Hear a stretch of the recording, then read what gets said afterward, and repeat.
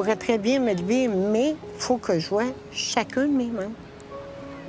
Je peux pas tout ordonner chaque mouvement. C'est une batterie de commandes et de concentration que je peux pas faire. Tu sais, j'ai bien essayé, mais je pourrais pas le faire parce que je me retrouve pas dans l'espace si je vois pas. Quand j'ai perdu la proprioception, j'avais aucune idée que ça existait, ça, une proprioception. Ça venait d'où? C'était quoi? Aucune idée.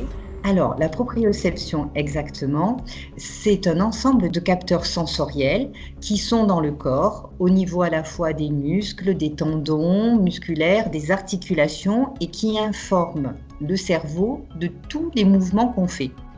La proprioception, c'est un sens absolument fou et fascinant, là où la plupart des autres sens récupèrent des informations du monde qui nous entoure.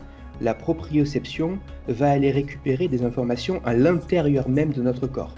La proprioception, c'est un sens qui nous permet de faire des choses folles, participer à l'équilibre, participer au mouvement qu'on peut avoir. On se dit, mais à quoi ça sert finalement?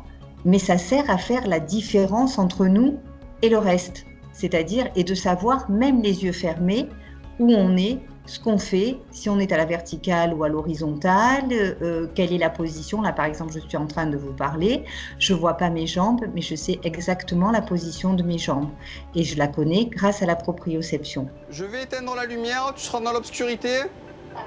Donc comme ça, tu ne verras plus ton membre, tu ne verras plus rien dans la salle.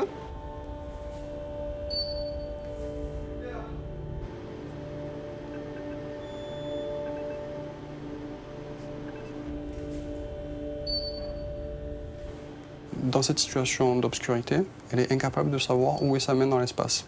Elle peut envoyer un mouvement, elle peut penser ou estimer qu'elle a envoyé la main là, mais s'il y a une erreur dans cette estimation ou dans la commande envoyée, elle sera incapable de l'estimer.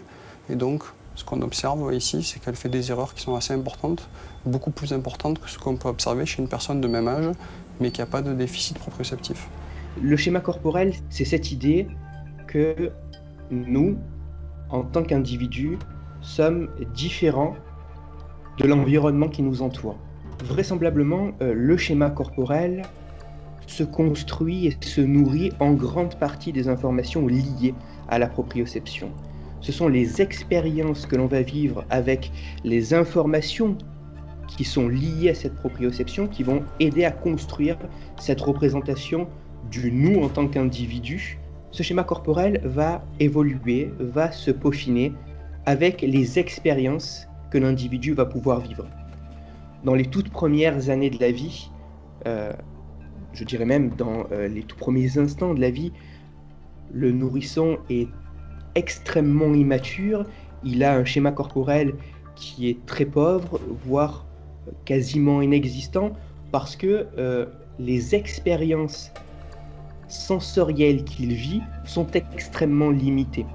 C'est des mouvements de bouche, c'est des mains qui vont pouvoir venir au niveau de la bouche, mais pas assez d'informations remontent justement pour nourrir ce schéma corporel et avoir une réelle ligne qui va nous tracer, nous, en tant qu'individus, du reste du monde.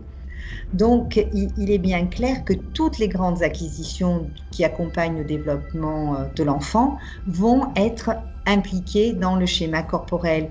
Au moment de l'adolescence, le schéma corporel vit, je dirais presque, une réelle révolution. C'est un bouleversement qui est total parce que, en assez peu de temps, en l'espace de quelques années, on va avoir des mutations assez importantes de notre corps. Une croissance qui va être accélérée, le développement de la pilosité, le développement de certaines caractéristiques qui font que on va pas tout à fait interagir de la même manière avec notre corps. Et l'âge adulte, c'est du ronronnement. On est sur un schéma corporel qui a été établi, qui fonctionne assez bien, qui correspond à ce que notre réalité physiologique. Là, on est pile poil dans un corps pour lequel on a assez bien délimité le contour et le corps répond assez bien à ce schéma.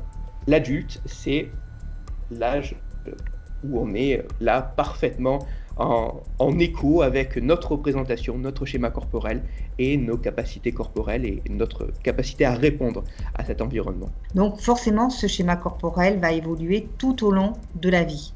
C'est ça aussi qu'il faut intégrer. C'est qu'on n'a pas un schéma corporel qui va maturer, on va arriver à l'âge adulte et puis on va garder ce schéma corporel. Un schéma corporel, si j'ose dire, en bonne santé, c'est un schéma corporel qui évolue. Donc il y a, on va dire, 2 phases, une phase de construction et une phase de réactualisation de notre schéma corporel. Donc ça peut être une réactualisation parce que c'est super, on a appris des tas de nouveaux sports et tout, donc forcément on réactualise notre schéma corporel, ou au contraire on a eu un accident de la vie qui fait qu'on est beaucoup moins mobile et tout, et on va avoir aussi une réactualisation de notre schéma corporel. L'idée, c'est de rester actif le plus longtemps possible parce qu'on sait qu'il y a des potentialités de la plasticité cérébrale et qu'il faut le faire, mais de façon, faire ce qui nous fait plaisir, si possible en compagnie, avec d'autres, ne pas isoler le sensorimoteur du social, de l'affectif. Et c'est peut-être un petit peu la recette pour avoir un schéma corporel qui soit le plus proche de nos réelles capacités physiques.